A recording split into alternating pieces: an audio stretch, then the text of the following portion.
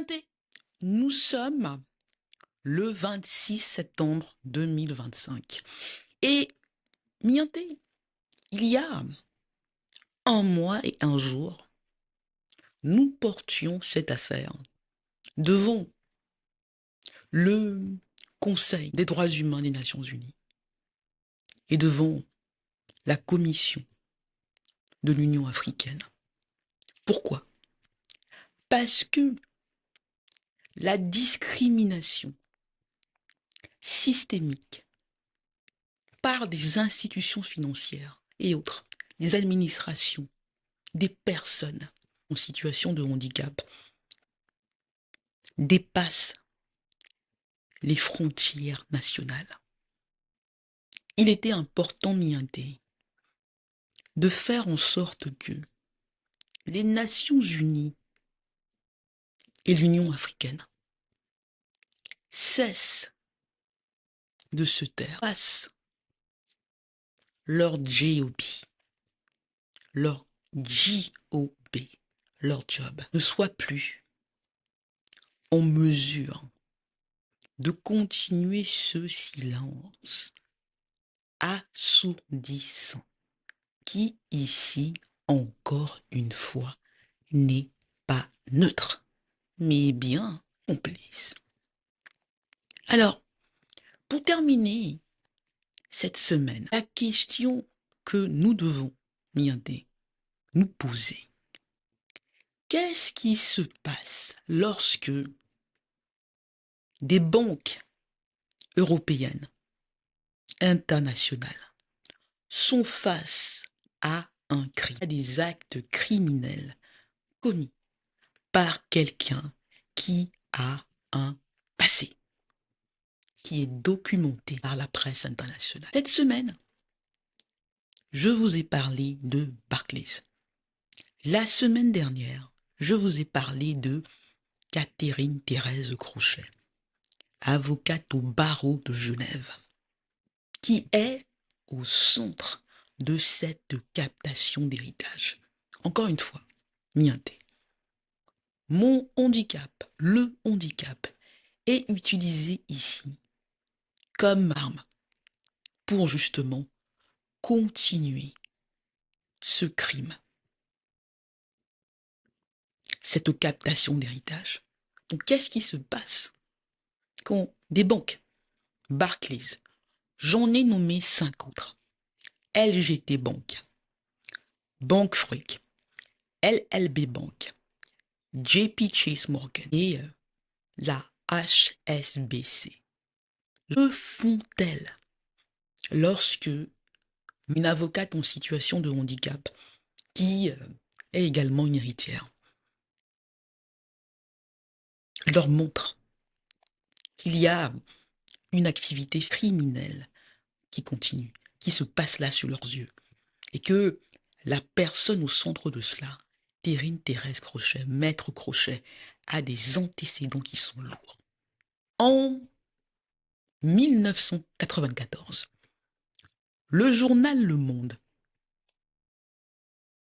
quotidien français, qui a la réputation que l'on sait, écrivait un article sur le scandale du Crédit Lyonnais, dans lequel il mentionnait déjà Catherine Thérèse Crochet. 1994. Je mettrai le lien de cet article dans la description de cet épisode. 1994. En 2001, Le Temps, le journal suisse, parlait également du rôle que jouait Catherine Crochet dans un scandale, une fraude avec des diamants. En Belgique, comme par hasard, Catherine Crochet était déjà citée dans cette affaire. Je mettrai encore une fois le lien de cet article qui est disponible sur le site du Temps. Nous avons Catherine Crochet qui a ses antécédents-là. Ce n'est pas discutable. On ne parle pas ici juste d'une héritière en situation de handicap africaine, ma pomme, qui se plaint sur les réseaux sociaux. Je nomme 6 banques, je dis très précisément quelles sont mes accusations. Et 2025, Barclays, parce que cette banque sait bien quel est le contexte, continue avec la discrimination et va plus loin que les 5 autres en weaponisant, en instrumentalisant le handicap, en disant « get a court order ». Il faut toujours, lorsque vous vous demandez « mais de quoi parle-t-elle » vous rappelez qu'ici, les faits ne sont pas discutés. Mon handicap n'est pas discuté. Le fait que ces 6 banques ont des avoirs de mon père, Futso Victor, n'est pas discuté. Qu'ici, encore une fois, Mianté, en dépit de tout ce qu'on va pouvoir vous dire sur la vie privée de mon père, le fait que je suis son héritière n'est pas discuté. Et encore une fois, ici, le fait qu'il y a eu une captation d'héritage, que ma pomme ait été victime depuis plus de 5 ans d'une violence financière n'est pas à discuter. Mais en dépit de cela, ces 6 banques, et particulièrement Barclays, choisit d'ignorer cela. Et encore une fois, de mettre le poids de tout cela sur ma pomme, en disant « get a court order ». Obtenez une ordonnance d'un tribunal britannique. Nous sommes en 2025. Le validisme est condamné par la loi. Cette discrimination institutionnelle, pourquoi est-ce que ces banques cela permettent? Parce que Catherine Crochet n'est pas n'importe qui. Elle est influente à Genève. Pourquoi? Parce que son mari, Jean-Louis Crochet, a été procureur genevois pour les questions financières. Conflit d'intérêts. Mais cela leur a permis d'avoir un réseau, comme on le dit aujourd'hui, qui fait qu'ils ont des liens privilégiés avec toutes ces banques.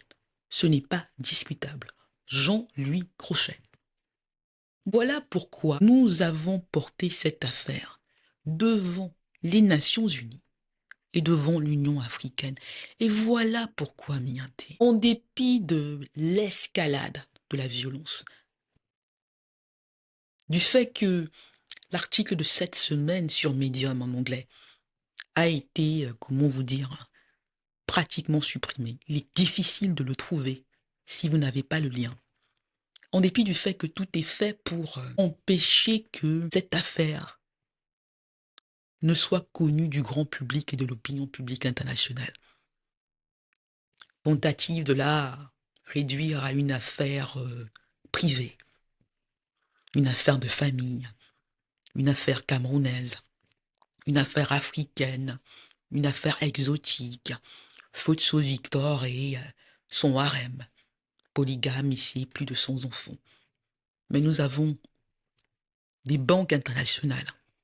Nous avons une avocate genevoise du barreau de Genève. Nous avons Jean-Louis Crochet. Et nous avons mis des crimes. Discrimination systémique. Instrumentalisation du handicap. Violence financière. Je l'ai dit, je dois le redire, je le redirai autant de fois qu'il sera nécessaire. Il n'est pas question ici que de mon cas, que de mon héritage, que de ma situation. Il est question ici des valeurs universelles que nous avons en commun. Il est question ici, Mianté, de dire non, les personnes africaines n'ont pas à être les bonnes victimes pour que on dise, lorsqu'il y a une captation d'héritage, lorsqu'il y a le validisme institutionnel, la discrimination institutionnelle, c'est illégal. Il est mianté essentiel de ne pas laisser des détails être instrumentalisés pour ne pas se focaliser sur le fait qu'il y a eu ici une violence financière, un crime. Et oui, un validisme institutionnel particulièrement scandaleux au vu de ce dont je vous parle. 6 banques qui, depuis au moins la mort de Fosso Victor, ont ses avoirs, mais choisissent, parce que c'est possible en 2025, d'instrumentaliser le handicap de l'héritière. Parce que les gens vont dire, oui, mais c'est l'Afrique, fortune mal acquise, lorsqu'il est question de fortune africaine, d'héritage africain de cette ampleur. Très facilement, trop facilement, on retourne les choses et on commence à délégitimer les héritiers et ceux qu'ils ont fait. Mienté. Il faut aussi que je revienne à Pierre Castel et au groupe Castel. Pierre Castel a été l'ami de Fosso Victor pendant plus de 60 ans. Ils ont commencé ensemble. Mon père rencontre Pierre Castel dans les années 1950. Ils ont fait des affaires ensemble. Lorsque mon père vend International Brasserie au Cameroun, il vend cette société à Pierre Castel. Mais il est aussi important de dire que j'ai une relation avec Pierre Castel. J'ai rencontré Pierre Castel de nombreuses fois. J'ai eu des discussions avec Pierre Castel avant le décès de Fosso Victor sur sa fin de vie et sur l'héritage de mon père. Il est donc particulièrement scandaleux, mais surtout suspect, que face à tout ceci, alors qu'il a une relation avec mon père, très intime, plus de 60 ans d'amitié et de business, et qu'il connaît ma pomme, il connaît la fille en situation de handicap de son ami. Encore une fois, il est très très bien informé. Qu'il ne dise absolument rien, qu'il ne fasse rien, alors que sa voix porte non seulement sur le continent africain, en France, mais particulièrement à Genève.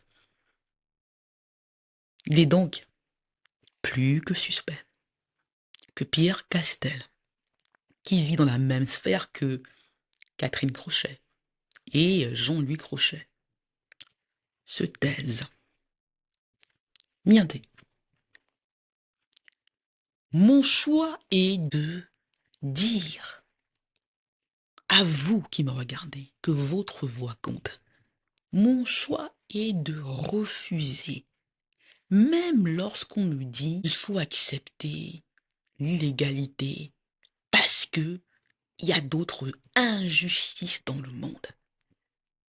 C'est de dire non, les personnes en situation de handicap n'ont pas à tolérer l'illégalité. Je n'ai pas à accepter ce qui n'est pas acceptable et ce qui ne serait pas acceptable pour toute autre personne qui ne serait pas Fosso ou qui ne serait pas africaine. Le message de cet épisode est très simple. Il est de dire aux banquiers, particulièrement à Barclays, et de dire à Catherine Crochet, et de dire, encore une fois, à l'ambassadeur du Cameroun en Belgique et son ami, et de dire à Pierre Castel que le temps de l'impunité est terminé. Quoi qu'il arrive,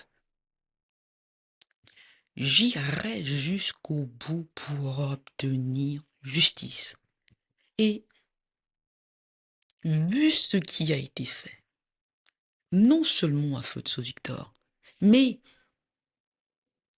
à son héritière, à cause de son handicap, je ne négocierai pas, je ne ferai pas de compromis avec des gens qui n'ont absolument aucune valeur et qui sont prêts à tout pour capter une fortune qu'on considère comme illégitime parce qu'elle est africaine. Bientôt, la semaine prochaine, je vous en dirai plus sur Pierre Castel, son silence et ce qu'on appelle sur le continent africain la France-Afrique. Ces réseaux-là qui se permettent un peu trop de choses. Miaté, bon week-end. Abonnez-vous, partagez des articles et oui, on reste ensemble.